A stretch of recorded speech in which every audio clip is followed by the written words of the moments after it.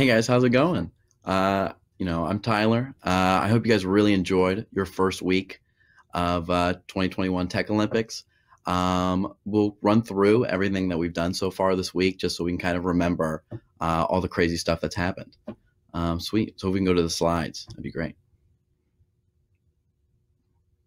Sweet. So next slide, so we can start talking about the first thing we did. One of the first big things that we did was the user-based keynote that we had by Anthem. I hope you guys all really enjoyed that. I can get the next slide. Okay. And then the next one after that one, please. Thank you. And then we kind of go over some of the workshops that we did. You guys did a lot, whether it was, kind of our usual LinkedIn, our GitHubs that we usually do throughout the year, but we also did lockpicking, which is kind of a fan favorite every year. Next slide. And then on to our breakouts. Every year we have a crazy amount of breakouts, and this year was no different. We had so many from, women in cyber to back to our normal mock interviews. I hope you all really enjoyed those. Next slide, please. And then these are some of our week one software development competitions. Those were great. The Xavier University competition that we had, I heard nothing but great things from it. And then we had the normals, Code Golf every year, which is always a great one. And then our logo design. And then next slide. And then these were this was kind of a wrap up of everything. I hope you guys enjoyed it all. You guys did so much, and I've heard nothing but great things.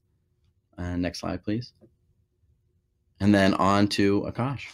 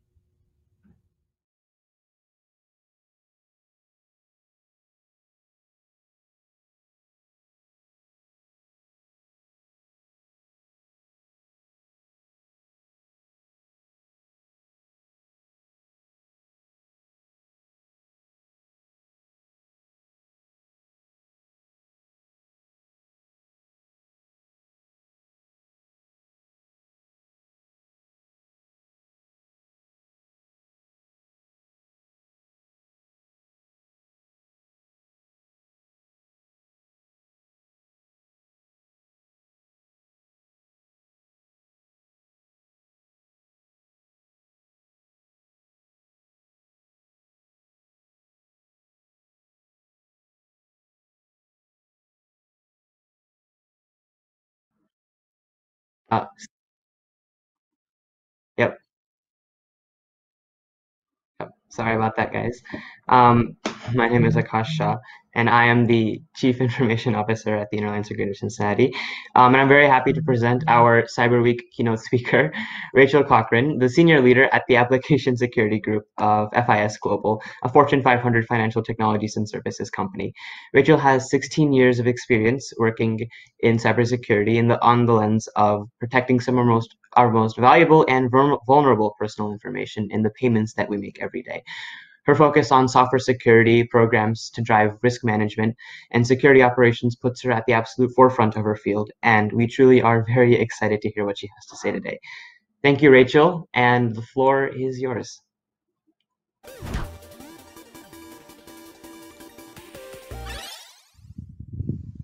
right. Thank you so much for the introduction and the opportunity to be here. Can you bring up the slides, please?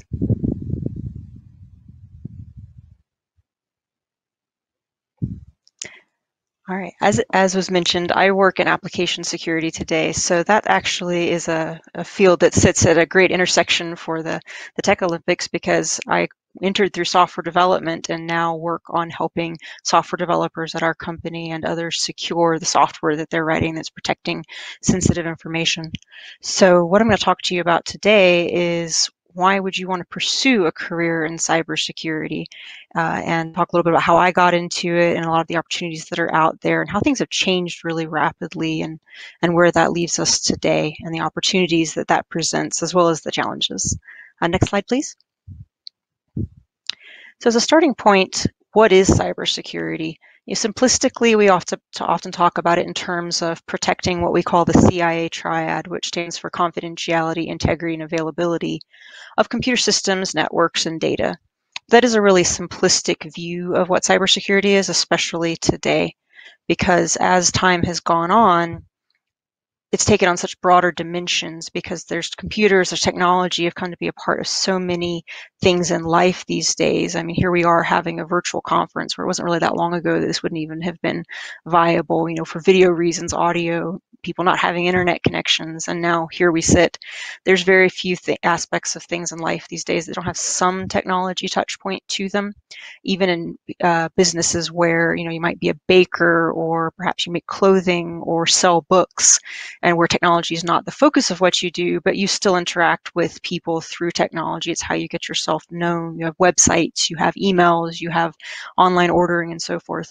And so as technology has come so much more into daily life, there's been so many more things you can do with it, and therefore there's so many more people trying to attack it and take advantage of that. There's more value in it. So it's become more critical than ever that we protect it. But there's a lot of things to consider there. So next slide, please. So this is just an illustration of how much things have changed, but it's also not been a fast enough change in a lot of ways. In 2002, the state of California became the first state in the U.S. to enact a data breach notification law. And in 2020, by that point, all 50 states, DC, Guam, Puerto Rico, and the Virgin Islands have enacted such notification laws. But if you look at the dates of some of that, it took over 15 years between when California did the first one and where we stand now for some of that to happen. The needs of security accelerated far faster than the law kept up with. This is really just one example of those issues. One of the things going on today is a real concern around privacy. California has once again been one of the leaders in that area by passing the California Consumer Privacy Act, but overall privacy legislation and actions to protect privacy online are kind of trailing behind, particularly in the US compared to some other places like the European Union. But what we see in this pattern is also matches up to what's been going on in security back in 2002 and sometime after. The industry that I'm in financial services was really seeing a lot of change because it hadn't been that long prior that when people first started taking payments using credit cards, that they were doing so on dedicated equipment. And you still see this sort of thing in use, payment terminals that are just focused on that. But around this time, e-commerce started becoming more and more common. People could buy things online. And more than that, people began running point of sale systems as software packages on general computers as opposed to dedicated processing equipment. And what that brought out was that some of the people, as they got online with these computers, it surfaced the fact that there had been a lot of things being done badly when it came to how computer software for retail was being designed. People hadn't ever had to worry about being attacked by, remote attackers, hackers, and malicious actors and so forth. And so a lot of the software was designed in such a way where it wasn't protecting your credit card data. You could break into a computer from somewhere else in the world and find data that would allow you to make fake credit cards. Just sitting there, unencrypted, never gotten rid of. Just every transaction that the merchant had run was just sitting there. And as people started bringing these systems online and it became easier to do that, a lot of attacks were happening and a lot of data was stolen. And the people involved in payment processing took a step back and went, what's going on here? And they realized that while there actually was guidance about how to secure these things, it had never been an issue before these systems were getting online and people were not securing it. So this turned into, a big effort to educate people and to change how they were writing systems and make really drastic changes. And that's actually how I got involved in security. I was working at a payment processing company, and we were charged with, hey, you need to reach out to people you partner with to explain these issues to them and make sure that they're doing the right thing. Here's some requirements that they look at. And I was in a group that was actually starting to reach out to these folks. We were doing surveys to find out what they were doing with this data. And when I looked at it, I realized I remember this moment of clarity I had still, even though it was quite a bit ago now, looking at it and going, wow, they're doing these terrible things I'm reading about on these surveys with my credit card number and with those of my friends and family. And that's very concerning, and somebody needs to help these people. And that was when I started getting more and more into security, and then some years later went full-time into security. But it was just that moment of realizing how much of a need there is. And I think there's been that in a lot of industries. You know, cybersecurity looks across so many different areas with those considerations. So this is just one example, a few examples of what's gone on. But we have to keep in mind that there's been a lot of reactivity when it comes to cybersecurity. Laws still haven't kept up. I mean, this is an example. Data breaches were happening before anyone was required to tell you about it, and that went on for years for some states. Now, there's privacy concerns being, addressed by law, but those concerns already existed, and the laws are not as pervasive as they need to be. We see that likewise with laws about how to address computer-based crimes.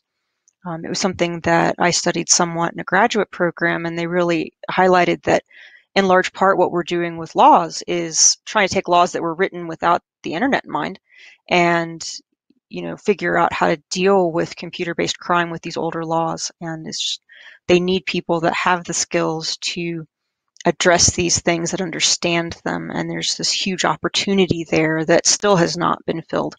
So I'll talk about that a little more on future slides about the opportunities that are there. Next slide, please. So now I want to talk a little bit about value, value of having a cybersecurity career. What's in it for you? What's in it for the world if you do this? But before I get into that, there's another consideration of value that kind of intersects here that's very important when it comes to thinking about cybersecurity and where we need to apply such things, is looking at what do I need to defend? What do I need to be worried about being attacked? Really comes to value as well. And that's something that's really critical for people to consider, because I've worked with people that are very interested in security, but sometimes you run into people that are so focused on doing the security part, and they don't really think about, are you securing the right thing? Are you spending your money and your time and your people's time in the right areas? Because just like everything, we don't have endless budgets for security. We have to do what we need to do. We have to prioritize. But just some things that help illustrate this issue is understanding what's going on. These are examples from payment processing, given that's what I work in, but it's applicable to everyone. Is gray market gift cards are a big example where we see these issues. I've worked with people that you're trying to defend gift card balance websites, for example, and those are a big target, and sometimes they don't have adequate security built into them, because you talk with folks and they're like, well, I don't understand why stealing a gift card for a pizza place, like why would someone do that? What are they going to do, and go in and buy pizza with a stolen gift card? What's the issue there? But understanding the value is critical. Understanding why these are a target. You can take those gift cards that you've stolen, that information, and go onto online gift card markets. I mean, if you've ever had a situation where maybe a family member gave you a gift card for something, you're like, I'm never going to use this, but I'd like to get some money from it. So I'm going to go online to one of these sites and try to resell this gift card for more, to get some value out of it. Well, thieves do that too. And so they'll go and steal the pizza place's gift card. They'll go online and sell that to you for some money, and it turns out that you've bought a stolen gift card. But until you kind of understand where people are finding value in these things, it's hard to understand how to approach defending them and understanding where to prioritize what you're doing in that regard. So that's something that we have to consider when it comes to value. It's not just about the value inherent in practicing security and so forth, but it's also understanding, well, where do I need to apply my time? What is the value? Next slide, please. So getting a little more into the world having value, finding value in people practicing security. These are just some statistics, just a bit random. They kind of like show different aspects of what's going on in the world. These are from 2020. At that point, it was there were some studies going on that they looked into this stuff, and they found, for instance, that over $17,000 were lost every minute due to phishing attacks. So every minute, that's a lot. 60% of breaches involve vulnerabilities for which a patch was available but was not applied. So someone could have done something, but whether because they weren't aware of issues or they didn't have enough people to patch everything, they were left vulnerable. Attacks on Internet of Things devices tripled in the first half of 2019. And of course, we're seeing more and more IoT devices out in the world, internet-enabled refrigerators and coffee makers and televisions and everything. So people are attacking those more and more.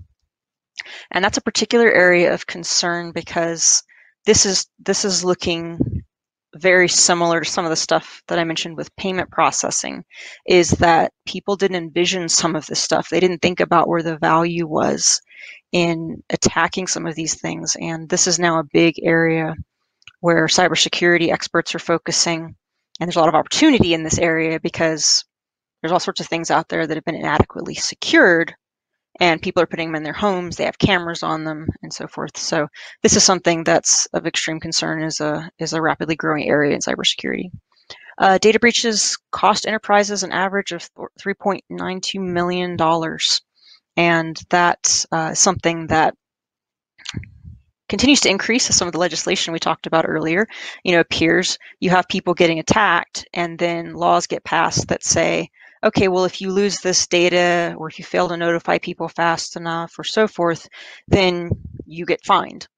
And that sort of thing is increasing as well. I mean, there was an attack that occurred against a very large company some years ago, just a few years back, and it was payment related. And there are regulations and contractual obligations around payment security, so people can be fined for losing credit card data due to those. But then because they also involved users in the European Union, where they have a general data protection regulation or GDPR about privacy, they also were fined under that because they lost people's personal data, and so it came up under that. As I mentioned, there's the California regulation that came into effect recently about privacy. That's an aspect that comes into play too. So not only are attacks increasing, not only are there more ways to be attacked, but enterprises are having to pay more for it as it occurs because it's happening more often, and there's more reasons that they might be fined for it. But obviously, what we really want to see is, defenses against these things, mitigations where attacks aren't as great. And people working in the cybersecurity field are obviously key to that. And then here's something that'll blend into the next step. 40% of IT leaders say cybersecurity jobs are the most difficult to fill. And I definitely agree with that as someone that hires people with security skills. If you have certain skills in security, like everything's desirable at this point, and certain areas are harder to hire for than ever. So I'll talk about that more in a little bit, but that's something to definitely keep in mind from a career perspective, is security skills are highly desired right now, and it's hard to get people for them. So it means there's competition, and there's a lot more opportunity to negotiate on salary and other perks and stuff, because frankly, the job market's fighting over people with some of these skill sets. Next slide, please. So all around the world, help is definitely wanted on cybersecurity. I talked about, how things are, there's more and more considerations going on, but just to call some out and show the breadth of opportunity, and people think, oh, I'm going to work in security and that's technical, but there's so much more to it because you have to also look at what industry you're talking about. Obviously, there's tons of companies that what they do is provide security services, but there are security positions in all sorts of industries, and some of them are more desperate than ever, I would say. Financial services has been a concern for quite a while, and so as I talked about earlier, in the early 2000s, that was when people started really getting a wake-up call about that. And so in financial services, you see generally, especially if you're a large company, they're going to have a security team. They're likely to have a very extensive security team, but even smaller businesses are going to have somebody doing security, whereas, 20 years ago, it was just some part of someone else's job. Maybe who was maintaining the servers had to do security, and now there's entire security teams. I mean, in the course of my career, I've gone from being part of an extremely small team where we kind of dealt with most everything to being part of an organization that has dozens and dozens of people in security focused on different topics. And but there's other industries that haven't gotten to that point yet, and there's opportunity there too. So if you say, well, financial services doesn't sound so fun, I mean, pretty much anything you can think of, there's probably a security need there. Some really key ones are within healthcare. And that's from multiple angles. There's obviously securing the computer networks that are in hospitals and doctors' offices. This is a very key area because there's more of a, that's an area like if you can't buy something online, that's kind of different than if somebody hacks this system, a patient could die. So there's a lot of different, it's again looking where the value is and what you're trying to protect. Within healthcare, you're trying to protect people's lives a lot of times. One of the things that's going on that's getting a lot of attention from security professionals is the matter of ransomware, where computers are being locked down until, if you're told, hey, if you pay this ransom, I'll give you the encryption key to open your computers back up so you can use them. And there's a lot of discussions around ransomware in hospital situations because, as we've talked about, as technology becomes so embedded, people need those computers to do a lot of things these days. And if you can't get to it, are you going to not be able to help someone fast enough with a health issue, and what could the impact of that could be? So there have been some ransomware attacks against computers in hospitals, and it's been a big point of discussion because everyone's looking, frankly, to go, hey, is there going to be a case where someone actually dies because of ransomware or some other security situation at a hospital? But there are also differing needs. I mean, we talked about cybersecurity is protecting the CIA triad. The A is availability. When you're a medical professional and you're trying to do your job, which is being a doctor or a nurse or so forth, and not having to wade your way through all of the security controls to get to your computer. So there's definitely a balancing situation there where people are trying to say, okay, are we making it too hard for doctors to do their jobs? But then people are saying, well, if we can't get them to put passwords in or have login tokens like we would in financial services, where we just say, here, you've got to do this because we're not worried about saving someone's life here. It's a balancing act. So there's a lot of opportunity there for people to do a lot in healthcare because of that reason. There's also medical implants are another hot topic. I mean, now people have devices in their body that are on Wi-Fi. And they can have, I mean, if you go out and look, this has happened, that there's been security flaws in some of these medical implants. And that's another thing that's getting huge amounts of attention because everyone's wondering, well, what if you have an insulin pump embedded in your body and somebody attacks it? Could they use it to injure or kill somebody? And so paying attention to that, I mean, that's another a field that's getting more and more attention because it's becoming more prevalent. And autonomous vehicles, another area that's really big. If you're interested in cars, vehicles, a car drives me to work. You say, I don't have to pay attention. And then, of course, the malicious actors in the world are looking at that going, okay, what can I do from a security perspective? And that's yet another area where the technology has, in many ways, outpaced the security attention to it. And so it's now getting more and more attention from security folks, but it's another thing, like as technology changes, it's going faster and faster and faster. These are all areas where they're more tech enabled and security has become a concern. Whereas, not even that long ago, there was no way to have a car be online. So people weren't worried about hacking it. And now you've got to worry about that sort of thing. And you talk about the power grid, national security, all of these aspects, there's a lot of opportunity. So again, pretty much any field you might look at, there's something going on with technology and a need to secure it, most likely. And something not to discount there is, that may have all sounded grim, trying to save people's lives and very serious, but security's fun. I mean, there's a ton of fun things to do there, problem solving. I mean, it's exciting. And some jobs are more glamorous sounding than others. I mean, you run into a bunch of people that say, oh, I want to be a tester that does penetration testing and tries to break into companies. And that's kind of the glamour job in security. But there's fun in all of these positions. There's a lot of opportunity, enjoyment, and so forth. Next slide, please. So that was a lot of talking about why there's really a need in more and more industries for security professionals. But there's also value for you. Like, why do I want to get a job that sounded kind of stressful for perhaps? But in addition to the fun, there's also a lot of benefit from other angles. As we talked about before,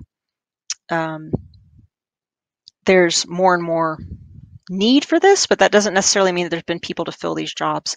Now, one thing that's been great is that, for instance, when I was in school, you were lucky if you had a course that even had a class that covered anything about security, never mind having a cyber program.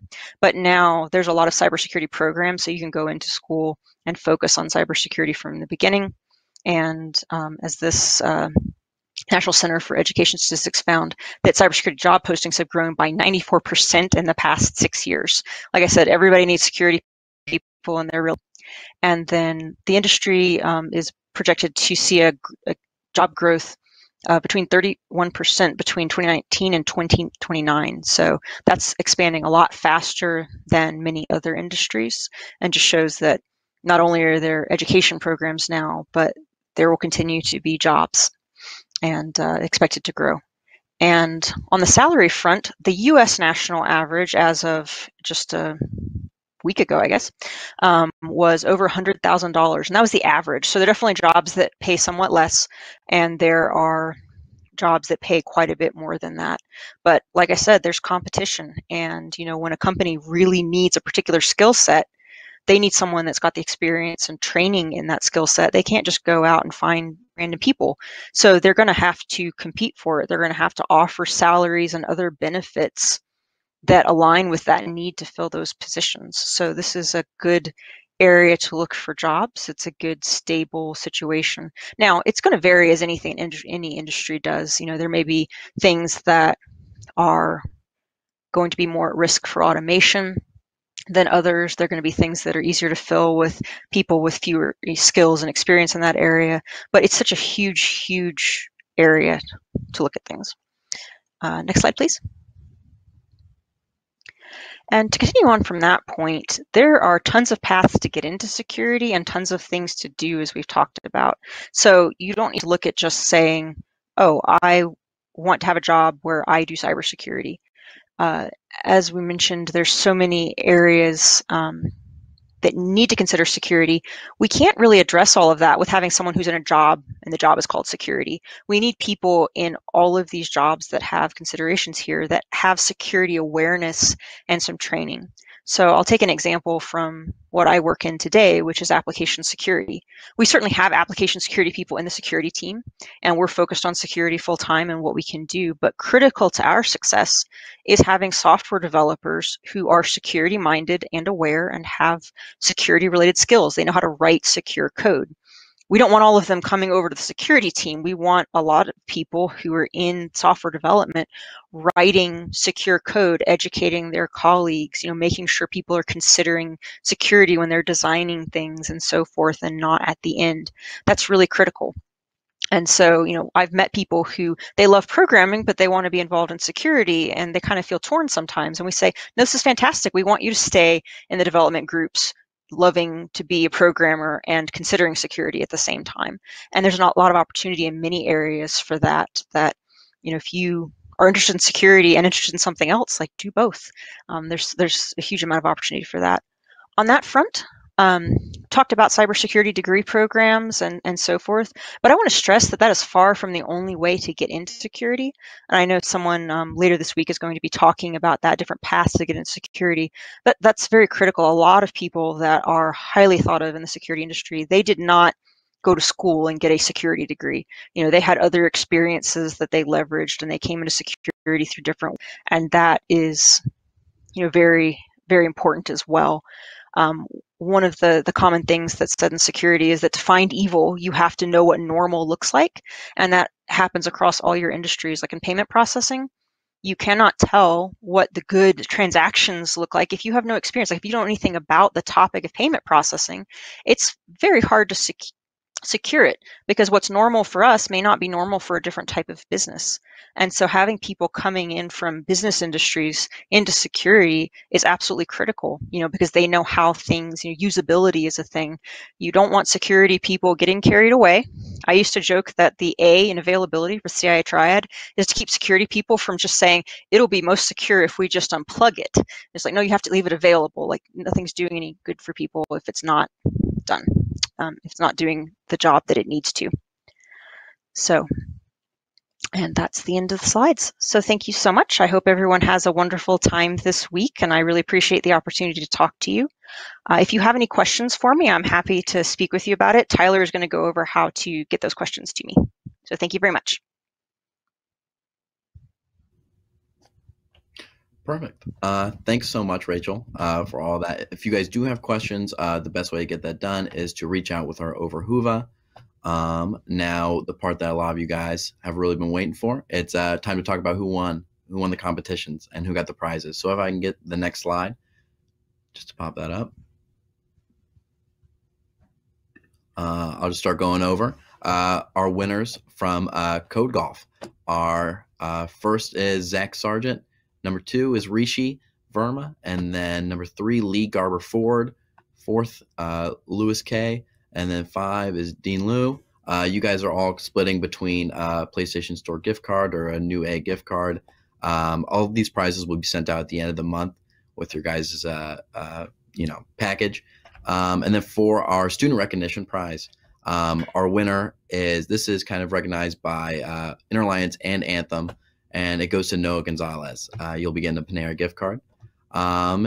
Engagement, our top participant of the week was Jeff Zhu. You won JBL wireless headphones. Congratulations. Our engagement for top teacher participant was TJ Everett. You got a Chromecast. And then for our photo contest raffle of week 1 is, again, Lee Garber Ford. You're killing it this week with an Xbox gift card. And now for our biggest prize of the week, it goes to Perry McCarthy. You'll be getting a Surface Pro. So those are the prizes of week 1. Congratulations, all you guys. And thank you guys for participating in our competitions, participating in our raffles. And thanks so much. If I can get the next slide, please.